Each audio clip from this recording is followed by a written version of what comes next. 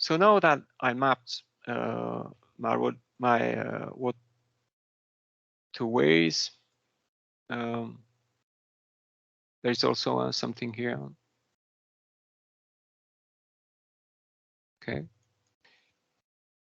And here you can see that it's very, very large.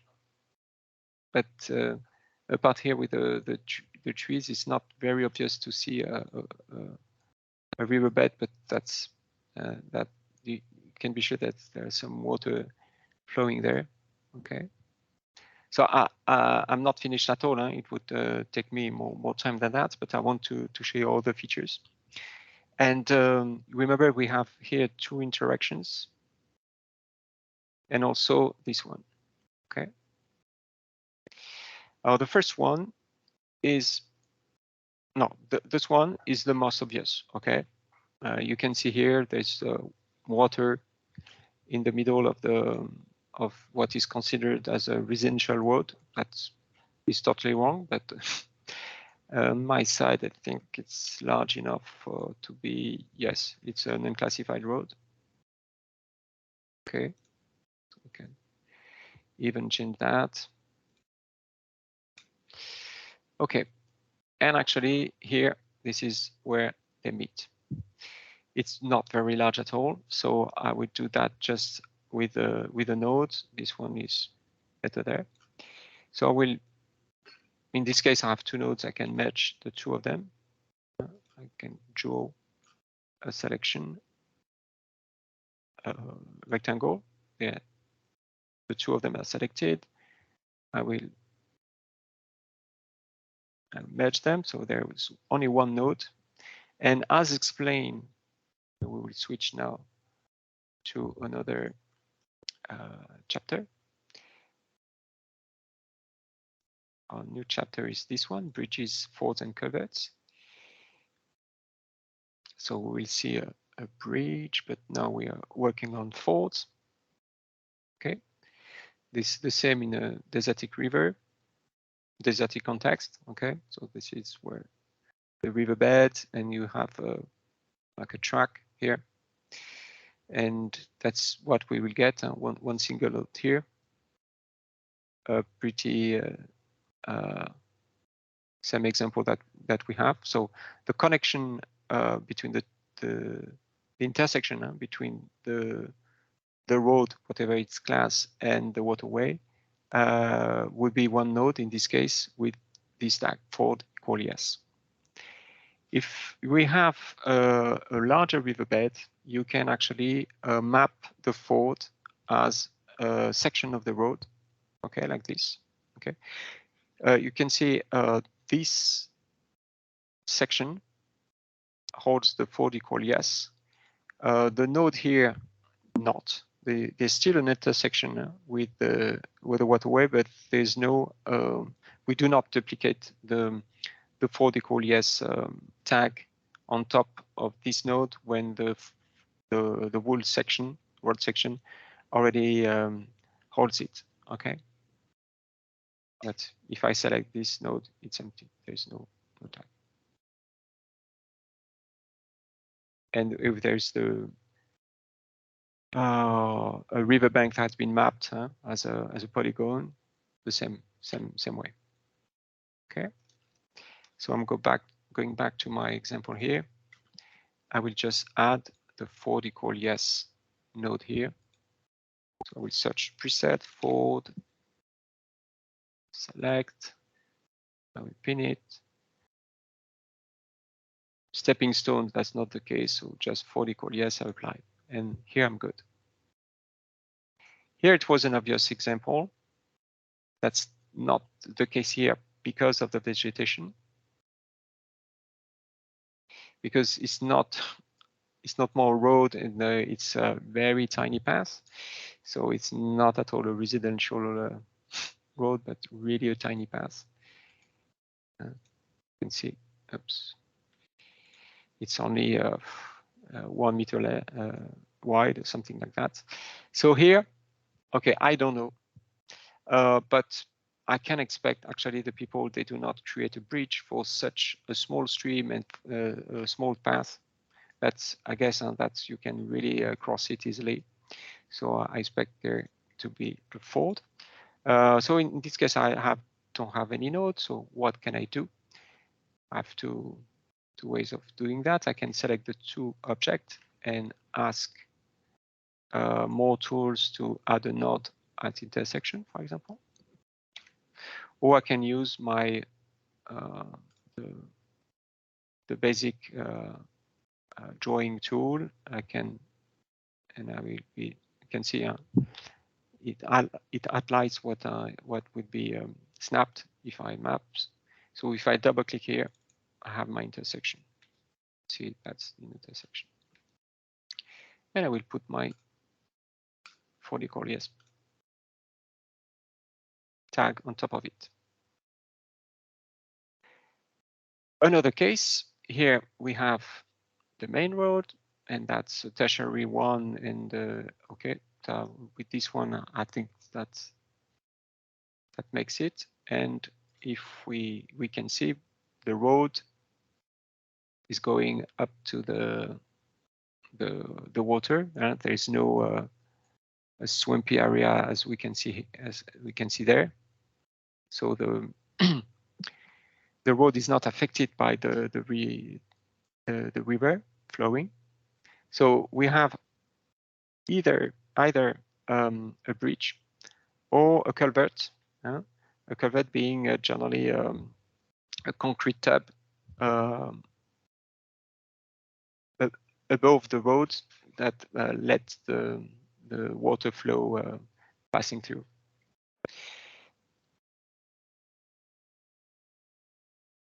I would say it's not that obvious. Generally, bridges, you have a different color where it passes. It seems to be a bit different. Let's see if it's another imagery.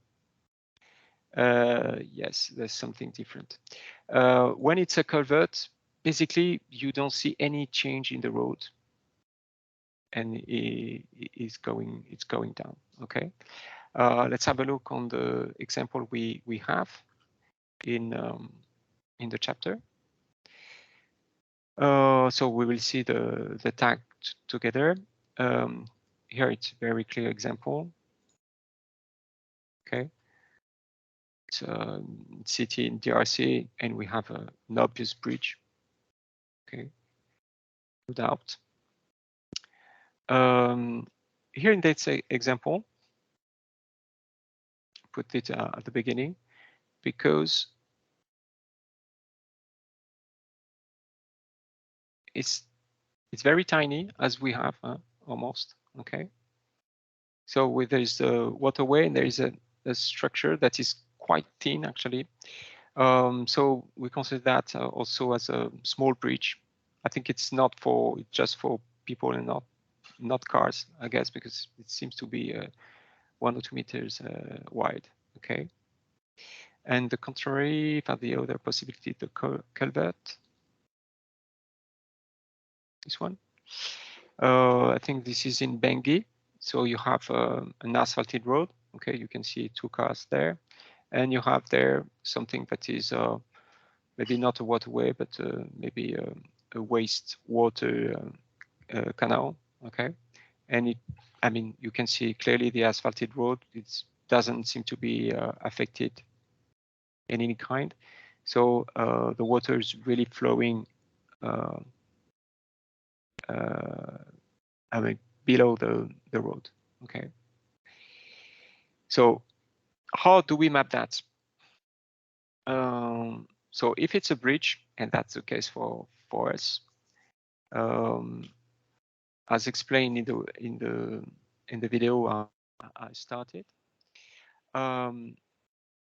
if it's a bridge, something that is part of the road, and we will have one node at the beginning of it. We can use this one, for example, and another node at the end of it. So I will create another node here, double click to create the node. And I need actually to cut that. Okay, so I can, if I want, can select the 2 nodes at the same time, and I will cut it with the splitway tool, or P. Okay, tell me what segment will reuse the history of this object, because it will be split into two main parts in my two nodes small section in the middle. By default, it's the one with the more having the more nodes, and I will keep that. Okay. So now I have three sections, and this one will become a bridge. And for that, as explained in the chapter, so I go on the bridge, select. This is a combination of two tags. The one is telling that's a bridge. Okay. Yes. But also it has to explain, especially for the JOSM rendering, that this object will be above the waterway. Everything what we trace is actually at ground level, and ground level is considered a level equals 0, but we won't put level equals 0 or for all the objects. So we put a tag only if they're above or below this ground level. And it's not level, actually, it's layer. So in this case, you can see there's no 0, but we can put if it's above or below, and which layer. It's just up. The bridge is just above the ground, so it's be layer 1. Okay.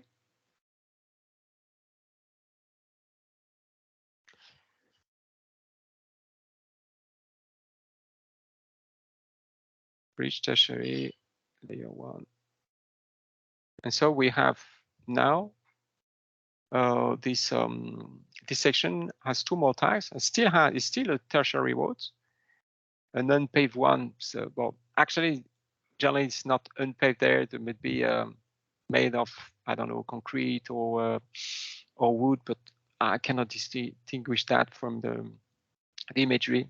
Maybe I can actually delete this one just for the section. So it's still a highway tertiary road, but it's also a bridge. And this section is layer 1, so above the waterway. The culvert will have a look on the, because I won't find an easy example here. We'll see the one presented in the chapter.